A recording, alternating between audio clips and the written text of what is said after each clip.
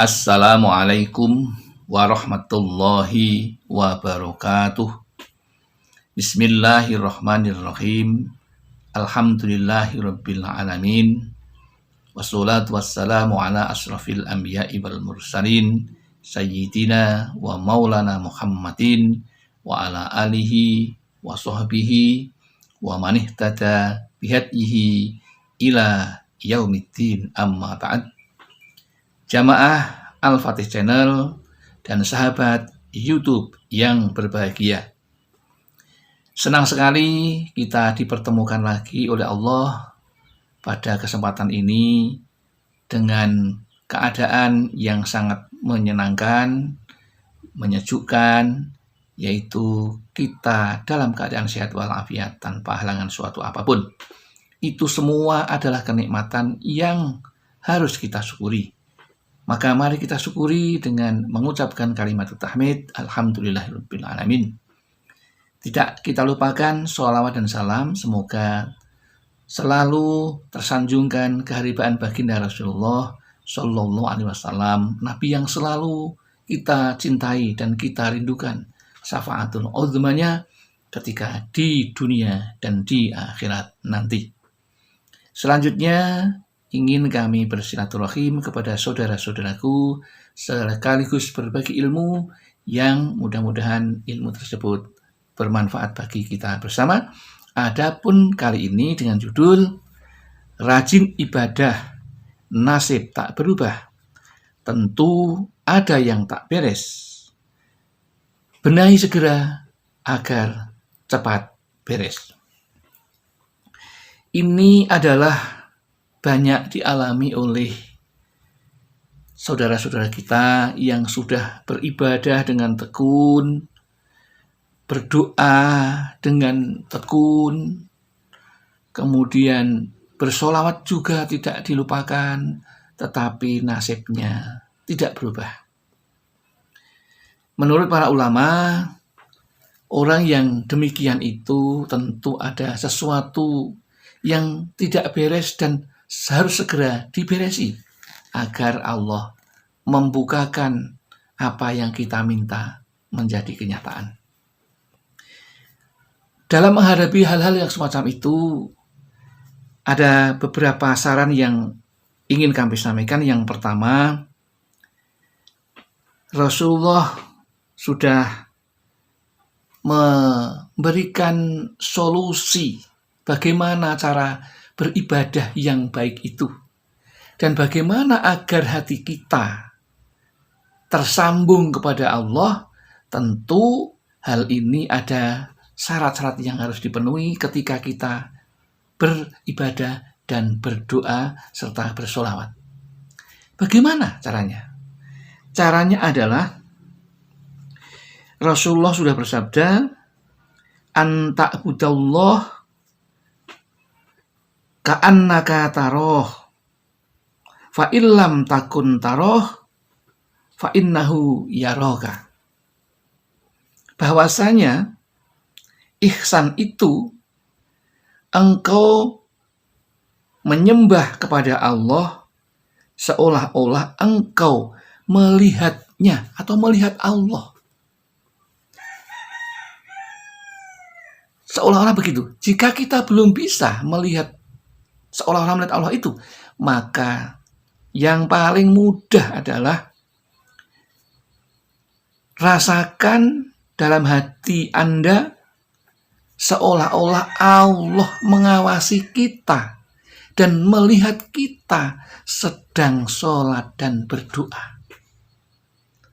Jadi kita harus punya iktikad seperti itu agar hati kita tersambung atau ada robitoh dengan Allah Subhanahu wa Ta'ala. Karena ini tidak semuanya orang bisa.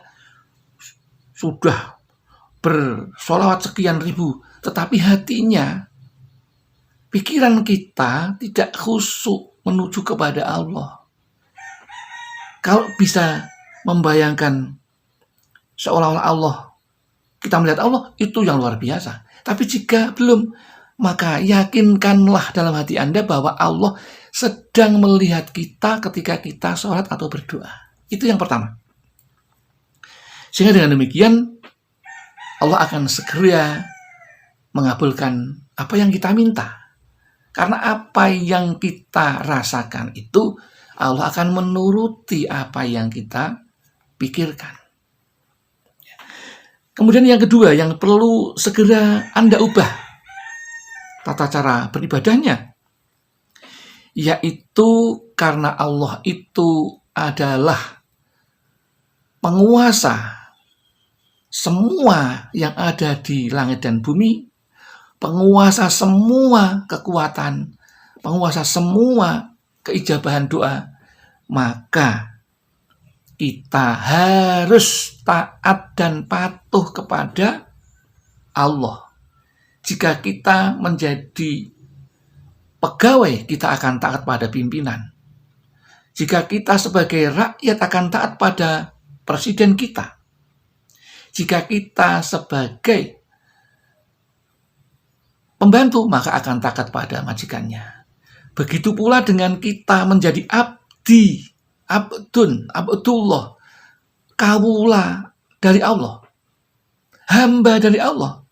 Maka kita harus betul-betul menghambakan apa yang diperintahkan, harus kita taati dan sesuai dengan yang diminta. Allah itu menginginkan semua hamba yang beriman dan muslim sholat tepat pada waktunya. Jadi yang kedua yang harus dibenahi apa? Beribadah, terutama sholat tepat pada waktunya. Begitu juga ketika berdoa. Berdoa pun juga harus tepat waktu, mustajab. Karena saat itu Allah memberikan kesempatan kepada kita untuk meminta di tempat mustajab berdoa, yaitu tempat dikabulkannya ketika kita berdoa, waktu yang tepat. Ya, jadi jangan meleset. Ya. Yang kedua. Nasihat yang ketiga yang perlu kami sampaikan adalah ini. Anda sudah rajin sholawat, sudah berdoa, sudah menjalankan sholat 5 waktu. Tapi harus dibenahi tadi seperti tadi, ya. Kemudian satu tambah lagi, yaitu sholat tahajud. Karena Allah menyarankan jika kita ingin memohon itu dikabulkan, maka bermohonlah melalui sabar dan sholat. Apa? Kita sudah melakukan belum? Karena kalau kita saat itu setiap malam belum bisa bangun seperti itu, maka usahakanlah. Ini harus disadari betul supaya kita tidak terjebak pada apa yang kita kerjakan seolah-olah sudah berusaha semaksimal. Ternyata ada hal yang belum dikerjakan dan belum diberesi, yaitu sholat tahajud.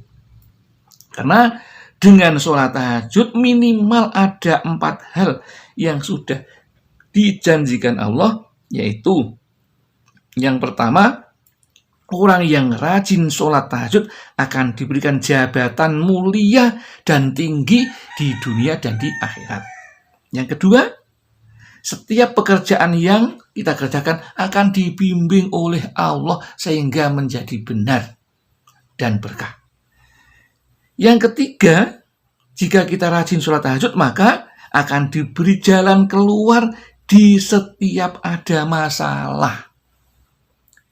Ini masalah belum terkabul ini, insya Allah, karena pada sepertiga malam terakhir itu Allah turun ke bumi untuk mengabulkan doa-doa hamba yang meminta pada saat itu. Kemudian sholat tahajud ini juga akan menjadikan efek Allah akan memberikan pertolongan kepada orang yang senang dan melakukan sholat tahajud tiap malam. Itulah 3 nasihat penting yang harus Anda segera benahi di dalam ibadah Anda dan cara berdoa Anda dan cara bersolawat Anda. Benahi segera dengan 3 cara itu agar cepat beres dan sukses meraih apa yang Anda inginkan dari Allah Subhanahu wa Ta'ala. Demikian yang dapat kami sampaikan. Mudah-mudahan ini ada manfaatnya bagi kita, terutama bagi yang punya cita-cita besar namun belum terkabul karena ternyata Anda melakukan sesuatu belum seperti yang diinginkan oleh Allah Subhanahu wa Ta'ala. Demikian yang dapat kami sampaikan. Mudah-mudahan ada manfaatnya. Barangkali ada kesalahan atau kekhilafan, kami sadari betul karena kami ini hanya manusia biasa yang selalu tidak luput dari salah dan dosa. Serta kami juga merasa orang fakir akan ilmu. Kemudian barangkali ada benarnya, itu semua mesti dari Allah Subhanahu wa Ta'ala. Karena kami tidak punya kebenaran mutlak seperti kebenaran yang dipunyai oleh Allah Subhanahu wa Ta'ala. Akhirul kalam, billahi taufiq wal hidayah wal inayah wal barakah. Wassalamualaikum warahmatullahi wabarakatuh.